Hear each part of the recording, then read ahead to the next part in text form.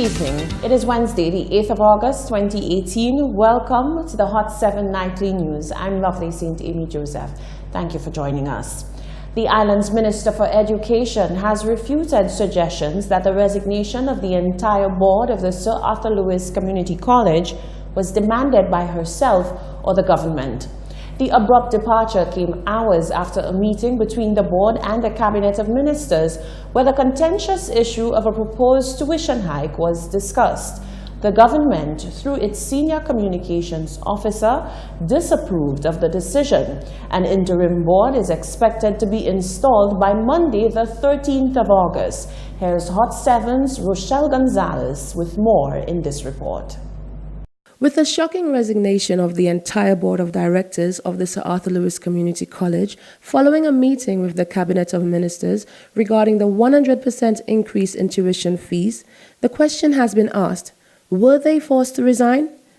During a press briefing shortly before the Cabinet meeting, Senior Communications Officer for the Government of St. Lucia, Nicole MacDonald, revealed that the government opposed the proposal and that they were seeking to find common ground with the board in a bid to keep fees at an attainable price. Prior to a joint sitting of the House Wednesday morning, the question surrounding the board's resignation was asked to the Minister of Education, Dr. Gail Rigobert. While she did not respond to it directly, she indicated that the answer is all about perspective. From my reading of the situation, I am even more convinced that all the stakeholders involved with respect to Sir Arthur Lewis Community College want what is best for the college. There may be contending views on how to achieve that, but I'm even more convinced now than ever before that all parties concerned really want what is best for Sir Arthur Lewis Community College. Dr. Rigobert said the government's promise to increase the college's annual $13.5 million subvention to $15 million is by no means the answer to their many problems. I am relieved that the suggested increase in fees will not have to be borne by parents this academic year 2018-2019. My politics is a people-centered politics. I'm concerned about households and how they're affected by decisions. And we've had a very delicate dance for the last couple of years. How do you ensure the sustainability, the continuation of the work program of the college, while at the same time trying to minimize the burden of financial responsibility to households or to families? The minister said the subvention is one that they hold dear, and contrary to reports that the government will no longer provide the money, they have no plans in doing so. Reporting for Hot 7 Nightly News, I'm Rochelle Gonzalez.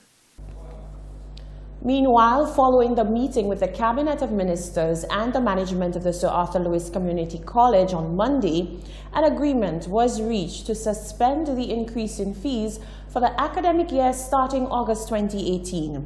The government has agreed to immediately inject over $3 million to help alleviate the financial challenges of the college. This is apart from the annual allocation of more than $13 million. A review of the fee structure will be one of the primary undertakings of the interim board. The vice principal of the SALCC, Dr. Merle St. Clair Ogis, stated that the college remains committed to providing quality education to all citizens of St. Lucia and will continue its efforts to ensure that programs, facilities, and student experiences are truly valuable. The college, she says, stands ready to work with the interim board and the government of St. Lucia to provide affordable education and to fulfill its mandate. Dr. Ogis assured that the college is continuing with plans to welcome its new and returning students during the week of the 20th of August. Speaker of the House of Assembly, Andy Daniel, has rebuffed public opinion that he is to blame for the appalling behavior recently demonstrated in the Parliament. At the last sitting, Speaker Daniel was forced to eject Castries Southeast MP Guy Joseph from the proceedings after he failed to adhere to an order to withdraw a comment directed at the Castries South MP. More in this report. Speaker of the House, Andy Daniel, has made it clear that as far as he is concerned, Member of Parliament Guy Joseph has suffered fitting consequence for his behavior in Parliament during the July 24th sitting of the House. Joseph refused to retract statements made while he and opposition MP Dr. Ernest Hilaire engaged in crosstalk. There has been debate about whether Joseph should face further consequences, like being banned from the Parliament, but Speaker Andy Daniel has spoken and says the matter was sufficiently addressed at the previous sitting and is over and done. Oh, there is no question as to the next step in this matter.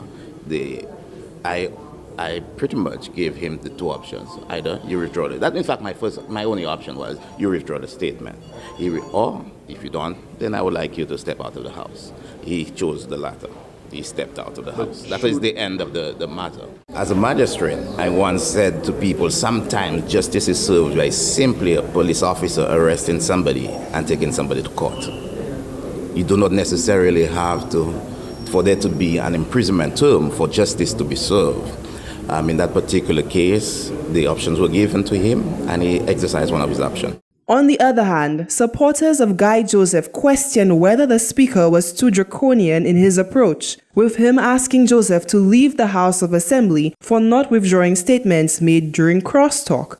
Daniel says he has a mandate to ensure the behavior of parliamentarians is in keeping with the standing orders of the House. As Speaker, I'm the person in charge with responsibility of order in the House.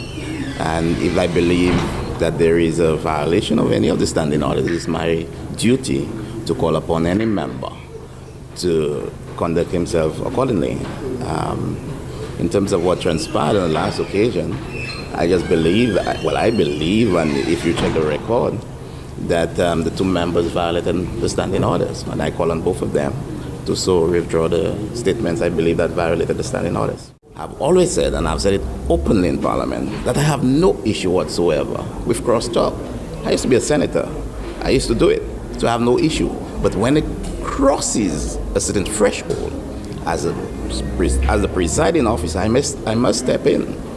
And if certain things are going out there to the public that I think they ought not to hear, or members ought not to say to the general public, it is my responsibility to call on member to withdraw those statements.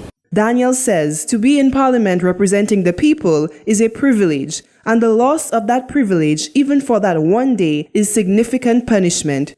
Reporting for Hot7 Nightly News, I am Solange Alfred. Thank you very much, Solange. The opposition St. Lucia Labour Party is not letting up on the government when it comes to addressing matters concerning the health sector. In a recent press conference, the opposition spokesman for health leveled accusations and questions at the government, demanding that concrete answers be given on the approach to running both the Owen King EU Hospital and St. Jude. SLP chairman and spokesman on health, Moses Jabatis, says the party will continue to protest the manner in which the government has handled the healthcare crisis in St. Lucia. He made a point that the vast majority of St. Lucians do not have the resources to access the healthcare systems of the US, Martinique, or other countries. The life and death consequences of the ongoing health crisis, he says, are undeniable. He points to a recent case where the decision by the government to operate dialysis machines without the necessary accompanying services at the Owen King EU Hospital led to catastrophe. Our worst fears seem to have come to pass when recently a male patient died after difficulties relating to dialysis at the Owen King EU Hospital.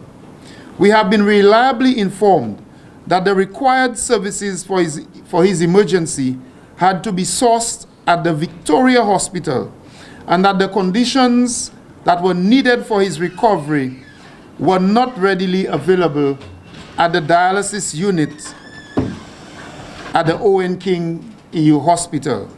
It is the view of the opposition that the government refuses to complete the transition from the Victoria Hospital to the Owen King EU Hospital to accommodate private foreign interests who intend to operate the hospital for profit. The party is demanding concrete answers to the following questions. 1. Has the government government completely handed over the Owen King EU Hospital complex to a foreign private firm? 2. Has the government agreed to allow the private foreign firm to bring in all of the medical staff? 3. Will all of the nurses at Victoria Hospital lose their jobs as a result of the impending foreign operation of the Owen King EU Hospital? On the issue of St. Jude Hospital, Jabatis says there is even more confusion. The government recently indicated that a new wing will be constructed on the St. Jude site at Auger, but the opposition laments that no details on the site have been provided to the public and no commencement date for the project has been announced by the government. Meanwhile, Prime Minister Alan Shastney says it's time to stop with the propaganda and scare tactics when it comes to the future of the Owen King EU Hospital. The Prime Minister has previously indicated that the government plans to undertake a public-private partnership agreement on the management of the hospital. He says that has not changed. We've indicated with the staff that we agreed with the opposition in the establishment of Millennium Heights.